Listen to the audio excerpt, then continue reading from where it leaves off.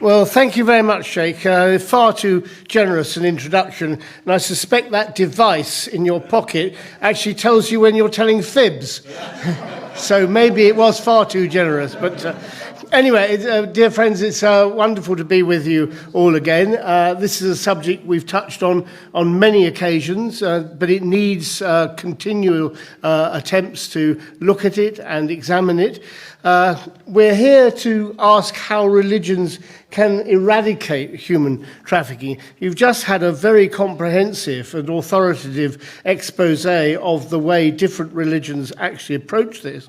And I'm delighted that we had that, because it shows how every religion does condemn human trafficking in a variety of different ways, even if not specifically, but by its very nature and by its very inherent values actually does that. But as most of you know, I am a lawyer, so I like definitions, and I think sometimes it beholds us to actually go back to definitions and just to be absolutely certain what it is we're talking about. So I'm just going to briefly talk about the Palermo Protocol. Now, some of you will know that that is a shortened version of a larger title from the UN Protocol of the year 2000. It was signed by the United Kingdom on the 14th of December that year and ratified on the 9th of February 2006.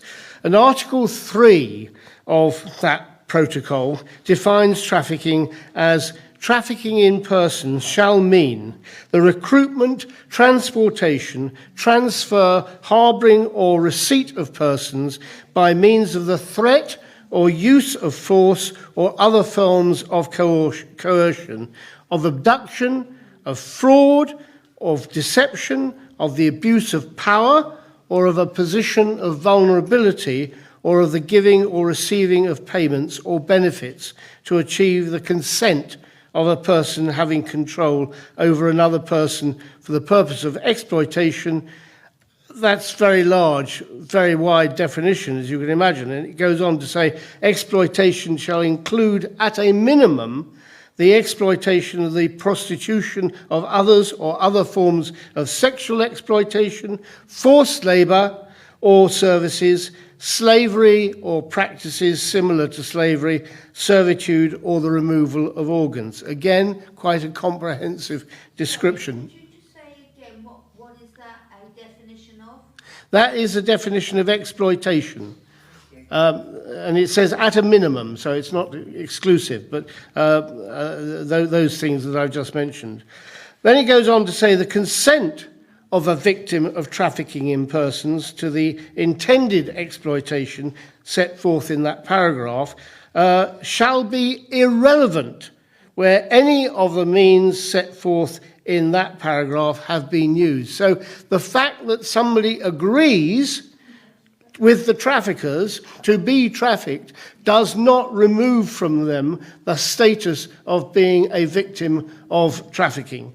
And that's very, very important, because, of course, there are many people who are consenting in that. People, they are led down the garden path, they're told they're going to live a life of luxury, they're coming in to work in the hospitality sector, and then they discover the first port of call is a brothel. So people will often consent to that, but this makes it very clear that that does not remove their status as a victim.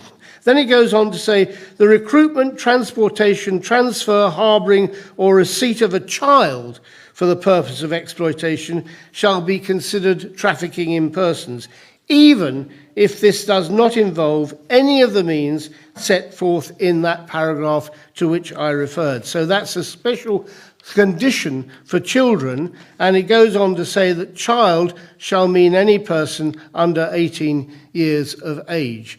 So it doesn't matter if you're a child, even if you don't come within that broad definition of exploitation, you are still a victim of trafficking. So in essence, it means that trafficking breaks down into three elements. First of all, the act, what is done, that's the recruitment, transportation, transfer, harbouring or receipt of persons. Secondly, the means, how it is done, that's the threat or use of force or other forms of coercion, of abduction, fraud, deception, the abuse of power, position of vulnerability, which I referred to, or the giving or receiving of payments or benefits to achieve the consent of a person having control over another person. And thirdly, the purpose. Why is it done? Again, it goes on to say, for the purpose of exploitation, and reiterates that exploitation shall include at the minimum that list that I read out to you before. Now, I mentioned that the Palermo Protocol establishes children as a special case for whom only two components are required. That's the actual movement and the exploitation, because a child cannot give consent to being exploited, even if they were aware or agreeable to being moved. Now, we're here, as I say, to discuss about how can religions help to eradicate this abuse of the human condition.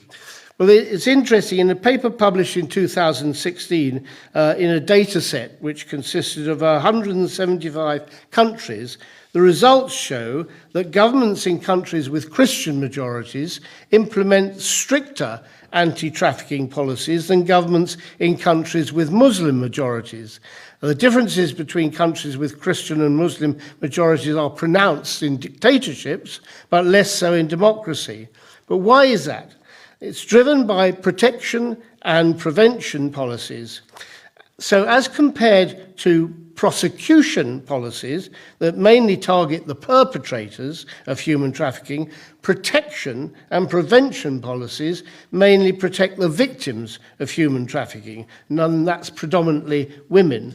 And, of course, as we know, Muslim-dominated origin countries not only are some of the poorest in the world, but also they have low trafficking outflows because of the attitude that female mobility is discouraged very much in Islamic countries. So religion and political institutions also affect attitudes to child labour and its prevalence. So you will find a different attitude in many different countries, some of those countries dominated by particular religions, others entirely secular. There was another study last year. If you think Islam's coming out of this badly, be comforted by the fact that in this study, called Islamic Law and Human Trafficking, the Ethical and Legal Frameworks, there was an analysis of Sharia principles, such as the sanctity of human life, which you referred to, and the comprehensive prohibition against exploitation. And that study does reveal preventive strategies embedded within Islamic jurisprudence. Those strategies include the elimination of exploitation sources and the prohibition of unjust enrichment at the expense of vulnerable populations. Another rather interesting study comes out from a book called Other Dreams of Freedom, Religion, Sex and Human Trafficking by the author Yvonne Zimmerman. That was published at Oxford University Press in 2013, in which the author argues that it does no favours to victims of trafficking to be seen as helpless, pitiable objects. Religions need to work with and understand trafficking, which is far more nuanced than being the exploitation of the weak and helpless by the powerful and the rich. There is much more to it than just that. The last paper I'm going to quote at you is one from the University of Bologna entitled The Root Causes of Human Trafficking, which identifies three dominant contemporary approaches towards it, namely the criminalization approach, the human rights approach, and the celebrity humanitarianism approach, as it's called, all of which, in the view of the author, depoliticize trafficking and fail to appreciate the root cause, which in the author's view is inequality and oppression, which the author then goes on to attribute to capitalism. And I might part company with him on that. But nevertheless, it's saying that, we look at the offence of trafficking, and we are in a legalistic environment in this country. We believe in the rule of law. You have to look beyond that to the sociological reasons behind things, and that's really important. So I think these studies all point to a wider problem over the compartmentalization of human trafficking, which treats it as a separate subject with its winners and losers, its perpetrators and victims, rather than it being a symptom of a wider malaise in global society as a whole. Trafficking is often a function of economic deprivation, creating the tools for exploitation. And that's where we must start. And because religions have a faith and a social message with hope for those who are dispossessed, they have a major part to play. Religions reach into every aspect of spiritual, social, political, and community life. Apart from politicians, religions and their leaders have that unique authority to influence every aspect of the human condition. National politicians don't have that. Religions transcend national boundaries. Religious leaders are in an enormously powerful position because they are commanding by their authority, not just people, citizens of a particular country in which they may be, but others. Look at the adulation and the concern now about Pope Francis, about his illness. I mean, people are praying for him all over the world. And it looks as though those prayers may have been answered. I hope so, touching wood, that he may get over his bronchitis, but he's an elderly man. But that power of prayer and that power to reach out right across national boundaries is an enormous authority. And that unchallenged authority, because it is unchallenged influence.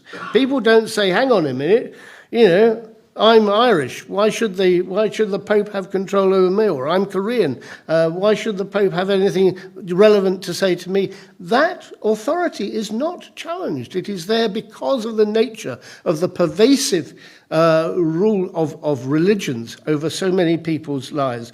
So in closing, what I say to you is this. I think that religions do have a unique position in which to take forward this, looking at trafficking in that nuanced, wider concept rather than merely legalistic frame of the Palermo Protocol and the way it's enshrined in domestic law, to look at the root causes and to address those causes in a way that religion only can.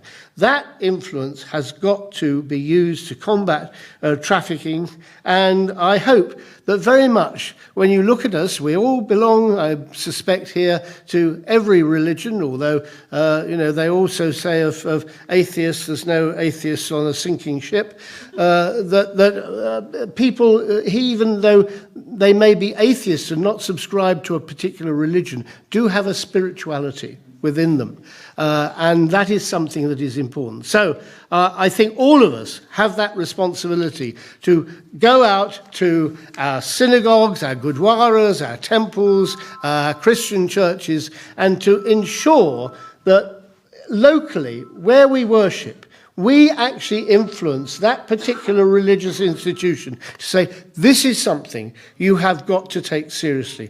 This is something we want to see you putting in the forefront of your authority and your message to everybody within that particular discipline. Thank you very much. Thank you. Excellent.